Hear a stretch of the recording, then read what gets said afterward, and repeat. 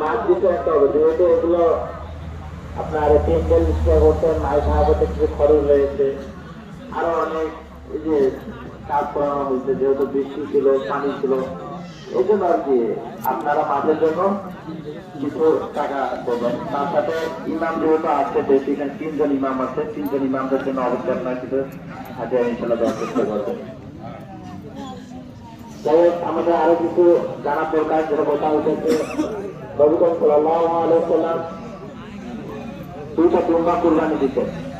প্রথমত হচ্ছে যে একটা দুম্বা যেটা উঠেছে, যে উনি নবী করিম সাল্লাল্লাহু আলাইহি ওয়াসাল্লাম যে দুম্বা দুটো কুরবানি দিয়েছে সিংওলা এবং কালো এবং সাদা রঙের পছন্দ করতেন। এই কুরবানি দুটো যখন দিতেন, নবী সাল্লাল্লাহু আলাইহি ওয়াসাল্লাম নিজে কুরবান করতেন। যেহেতু আমরা অনেকেই কুরবান করতে জানি না, ইমামদের মাধ্যমে নেই। আমাদের গ্রাম অঞ্চলেও হয় যে অন্যজনের মাধ্যমে নেয়, কিন্তু যেটা হাজির প্রাপ্ত এটা ইমামকে দিয়ে দেয়। এই জন্য আমরা যেহেতু কুরবানি করবো,